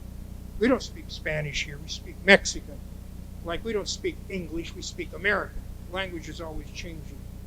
And they told him the situation. She said, well, send him to Mexico. It will help him. I didn't want to go, but they sent me to Mexico. She was right. Instantly. The next day, I saw mothers giving pecho, breast, to their babies, singing to them in songs that my grandmother and my mother sang to me. I saw the beautiful colors, turquoise and everywhere, trucks turquoise. I saw all the colors that over here were ridiculed that I loved. And little by little, then I met this American woman, and she introduced me further to the Mexican culture by taking me to museums and art galleries. And I started drinking for the first time in my life. I'd never drank a drop before because I was a wrestler in perfect shape. Within 6 months, I became proud of being a Mexican. I became proud of who I was. I began to love dark brown skin. I wished I was darker. I began to see the women not as beggars, but beautifully dressed from Guatemala and from Oaxaca with their babies, and they're laughing so much, and they're selling their little wares, and they have such beautiful teeth, and there's so much smiles and so much laughter. And then I remember more recently where in an Indian movie, these Indian kids, they're talking about movie stars, and one of them said that you can't trust John Wayne. And they said, why? Have you ever seen his teeth? And they all started laughing. No, nobody's ever seen his teeth because he's serious. And in indigenous culture, people are always showing their teeth and laughing. By the way, I had some teeth pulled. And I started feeling at home, and my stomach pains started going away. And I realized I loved my grandmother. I loved my culture. I loved the songs. Sana, sana colita de rana, échate un pedito y sánate mañana. When I'd feel bad, the song would be, get well, tale of a pollywog. Give a little fart, and you'll feel much better tomorrow. And all these dear little things, like I said, mañana es otro milagro de Dios. Tomorrow's a miracle of God's. Y con el favor de Dios, with the blessing of God. My whole world changed. And I came back to the United States, loving my culture, loving myself. But then the racism started, and it was horrible. And I got my guns, and I was going to start killing. That's in the book.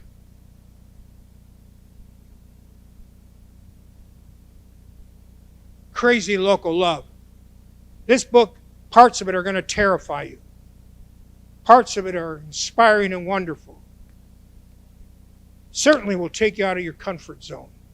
This book is about a friend of mine from Michoacan. This book, Burro Genius, is about me 5 years old to 16. This is about me from 16 to 20, when I had the vision to become a writer.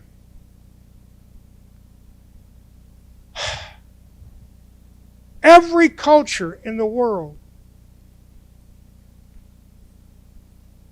has its wonderful beauty. All over Asia, all over Africa, and in Europe, before they became empire-based. We're all good people, as Anne Frank said. Even if they were exterminating her people, she said that she still thought people are basically good of heart. Does that answer your question? Can't hear you. Okay. Okay, anybody else? We have a question from a member of the audience that's watching All right right. now virtually, and they wanted to know regarding the many books that you've authored, do you recommend an order or one or someone you would recommend that they start their first book? Okay, Go from this there. is what I recommend. Thank you. My book that is considered my greatest book of all and will be read, I've been told, by professors from Harvard and from other very important people. They told me that there's only 2 or 3 books per century that's, stand the test of time, like the Odyssey, like the Cervantes book, the windmill guy, what do you call it? Don Quixote, and Shakespeare, his writings. They said Rain of Gold is one of the 3 books of the 20th century that's going to stand the test of time. If you're going to read one book, read Rain of Gold and realize it's a trilogy. And then the middle book is 13 Senses, and it will show you that marriage no es un matrimonio, es matar los demonios. It's to kill the demons with love.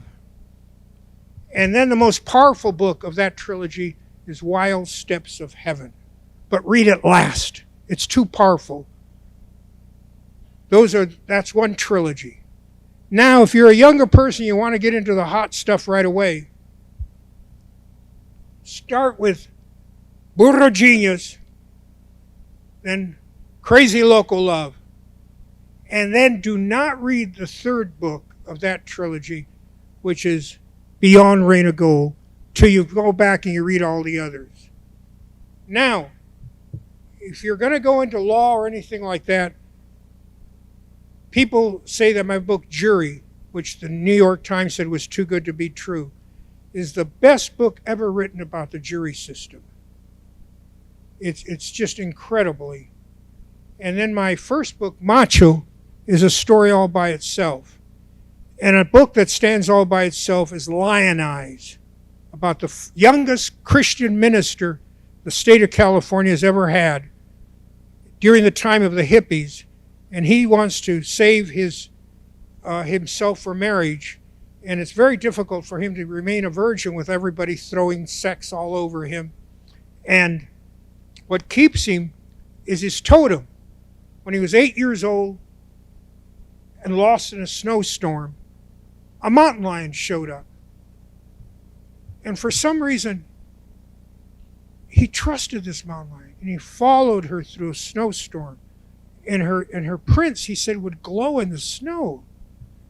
And she led him home to the front door, which was miles away.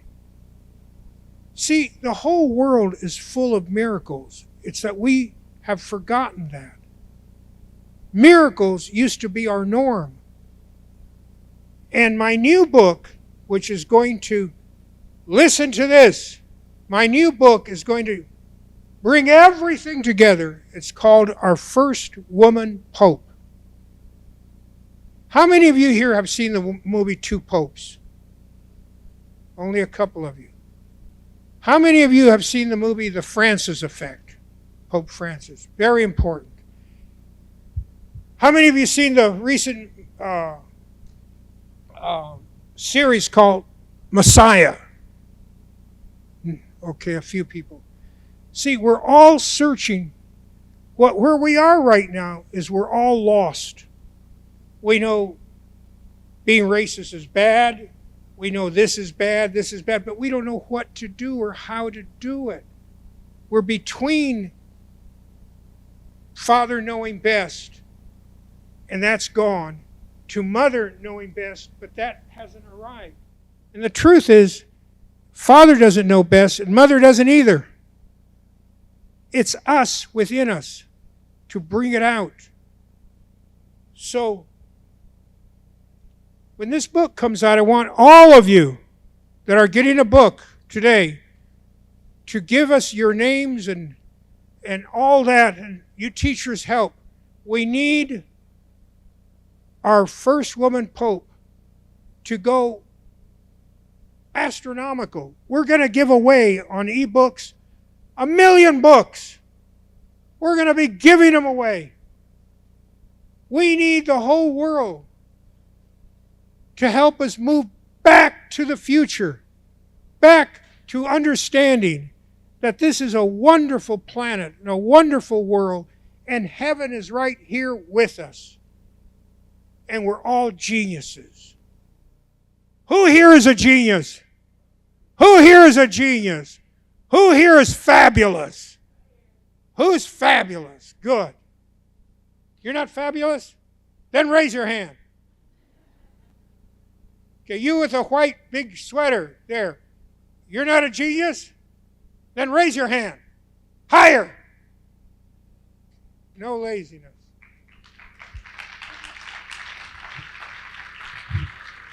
Let me give you another story about a teacher. See, teachers are fantastic. I was in Texas, and this guy with a heavy accent, very dark guy, came up to me, not very tall, and he said, in a heavy accent, he said, I was a brilliant young engineer from Pakistan or something. So they recruited me here to come to NASA there in Houston. And I worked for them for 5 years, and then they let me go. But a lot of the things I invented, they didn't want to give me credit. They gave it to the white guys. And so they got rid of him, the guy that did this stuff. So he said, so I did the most brilliant thing I could do. What did you do? I married a Mexican woman. And he said, and we have lots of beans and we have lots of kids. And he said, and I came to this little town to teach math. And what happened? The teachers told me, most of the kids here are Mexican. Don't expect much of them. They're not even going to graduate from high school. He said, but I know, listen to them. And when my freshmen and sophomores come to class, I say, welcome, college students. And then they say, we're not college students, it's a high school. Welcome, college students. And the juniors and seniors, I say, welcome, college graduates. Welcome, college graduates. And they argued, and I keep telling them that. He said, of my students, where they said that 85% would not graduate from high school, my kids, 100% graduated.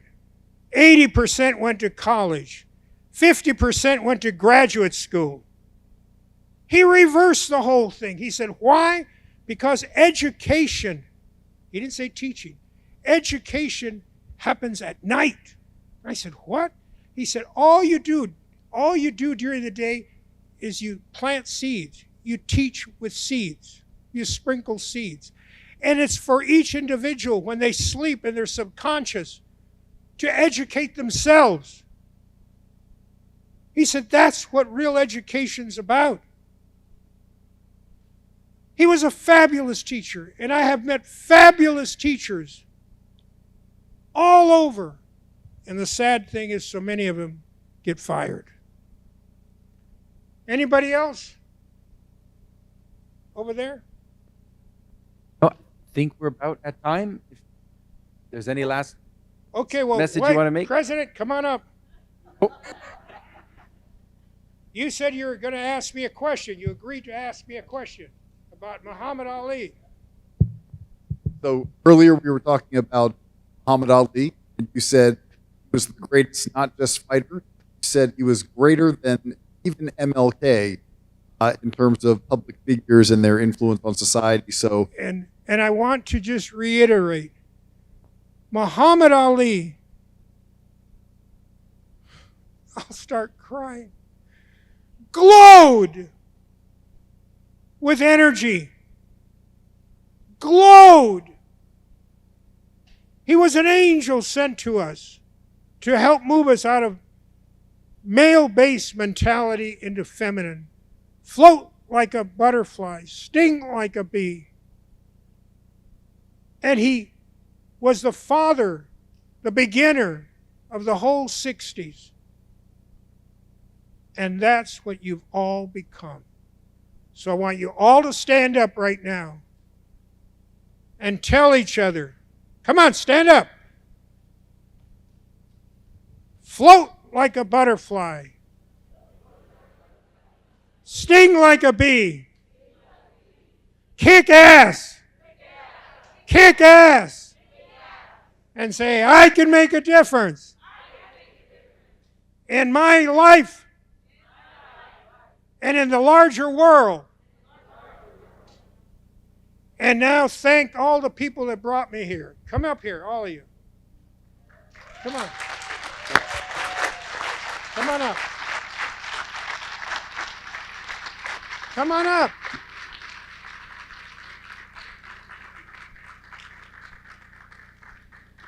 I'll tell you, come on up. It takes guts to invite me.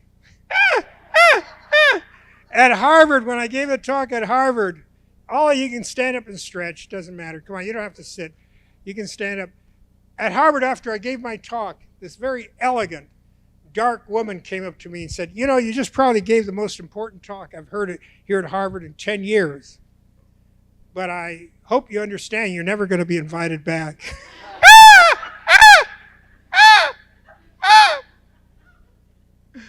That's the way it works, and you just keep going.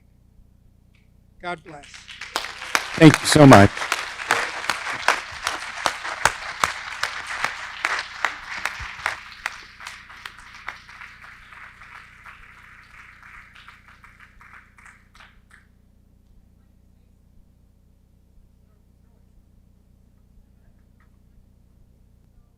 You know that this is not your first time here. It's actually your second time here.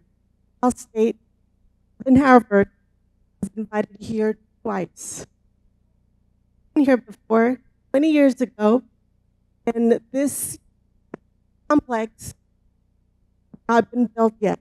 Huge campus that it is now. 20 years ago, the Adult Reentry Center at the time invited you here. And it is a pleasure for me to have you back because you've made a huge, you said in the beginning, nothing happens by chance. Because of you, I met my husband.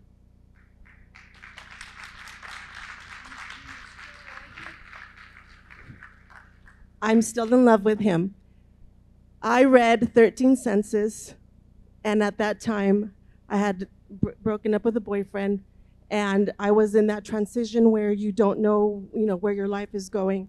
And I read 13 Senses, and I was supposed to do a show called Rocky Horror. And I said, no, for those of you who know that Rocky Horror is a very edgy show, I said, there's definitely not going to be me on stage dancing to Rocky Horror.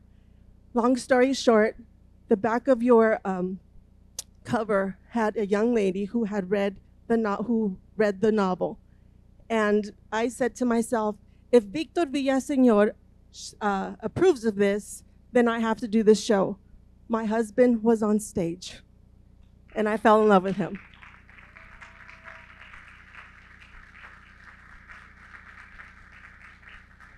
I want to know if Linda is here.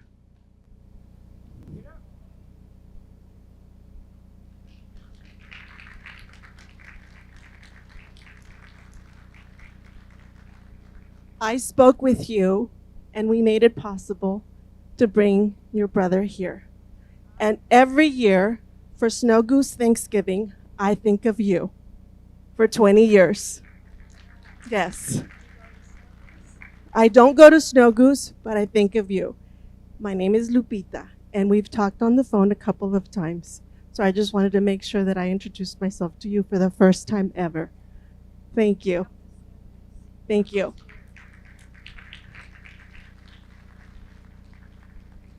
I want to thank you, and my sister Linda you just met. Women are tougher and stronger than men. For instance, Francisco Villa, the great general of the revolution, they always put him on a stallion statue. That's a bunch of crap. He never rode stallions because they're only good they get distracted, and they're only good for one battle. He always rode mares. Because a mare, a female, is loyal and sticks with you where the male won't. I was pinned down by these guys throwing rocks at me, and I was a little kid. And my sister is 4 years younger than I was. I was 9. And here she is, 5 years old, and she sees me pinned down and kids are throwing rocks at me and I'm trying to hide.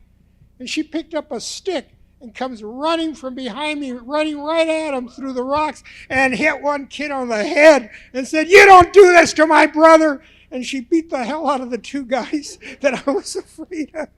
And I said, now I'm in real trouble. They're going to, they know I'm a coward and you're brave. She said, well, just tell them that I'm coming to school with you. Women will go where men won't. Who has ever heard that it's possible for a mother to flip a car off her child? Who's ever heard that expression? It's true. And men can't do that. They have to rely on their muscle. But women can move into their spirit world. Who's heard the expression that we are spiritual beings only temporarily in a human body? Who's heard that? It's true.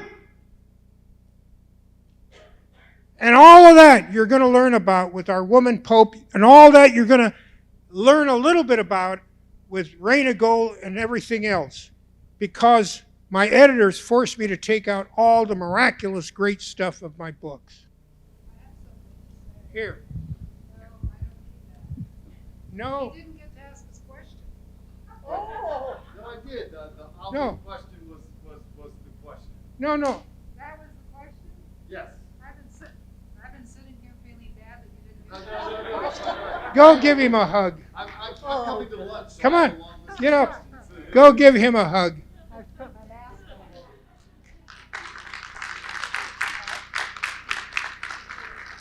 on. Okay, who's got anything else? And you that was having hard times, tell us why you were having such a hard time with everything. Come on, Senator. Come on. What? It's fine. Fine? You're just shy? Or you're angry or upset? No. Huh? No. Young. He's young. Okay. Okay, anybody else want to say anything? I have one last thing to ask. Okay. I want to know what at the end of it all, because your dad always went to bat for you in Burro Genius. Your dad always went to, when teachers would sit there and say the things that they were trying to say about you, he'd get so pissed off and walk off. And I always wondered what ended up, like, how did your dad feel when you became an accomplished writer? Like, what was he like? I knew it all along, or like, just what were some of the words that he ended up saying to you? Did you make him super proud? The teacher said or Your dad. Your dad.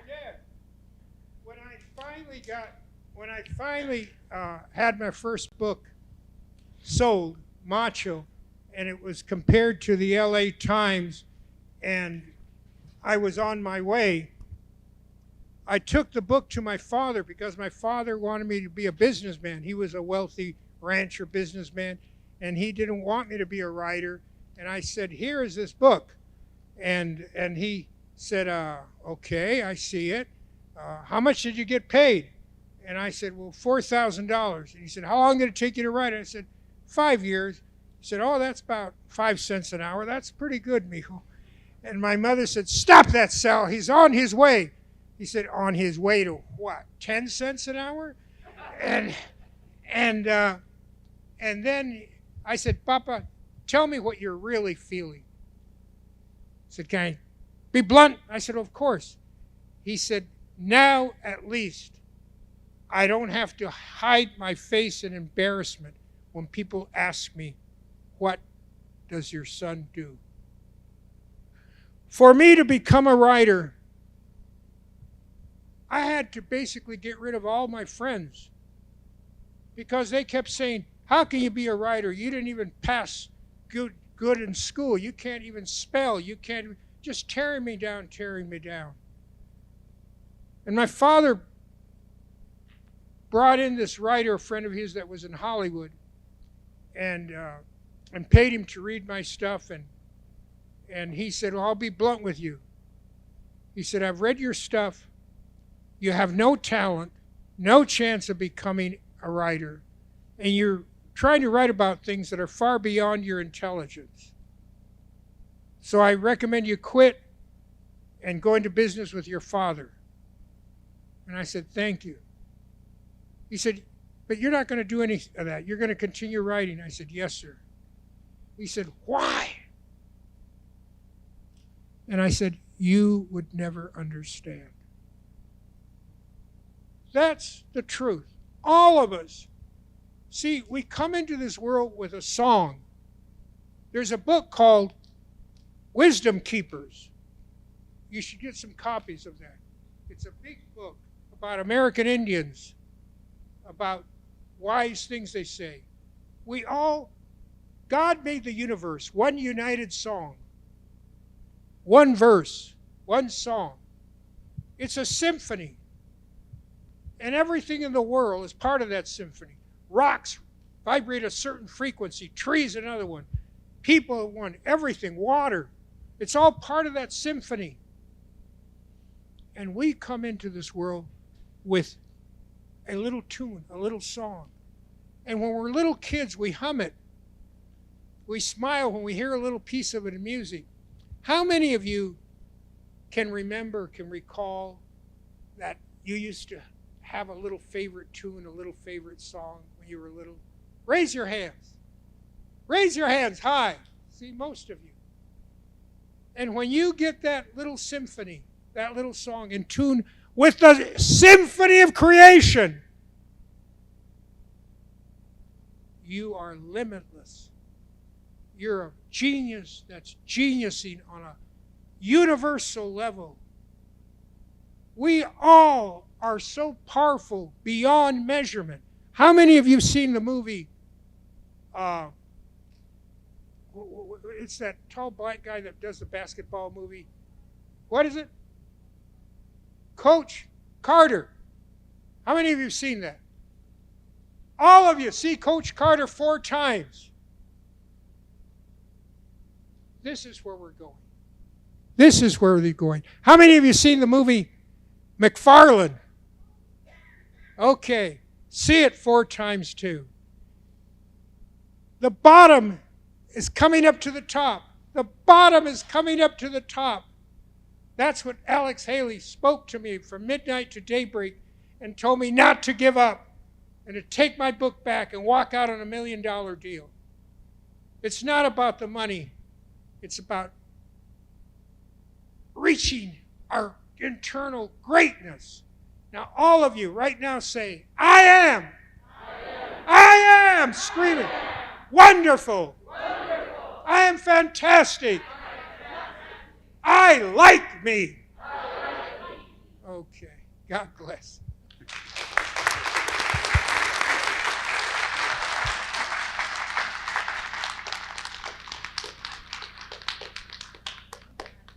Wonderful. Thank you very much.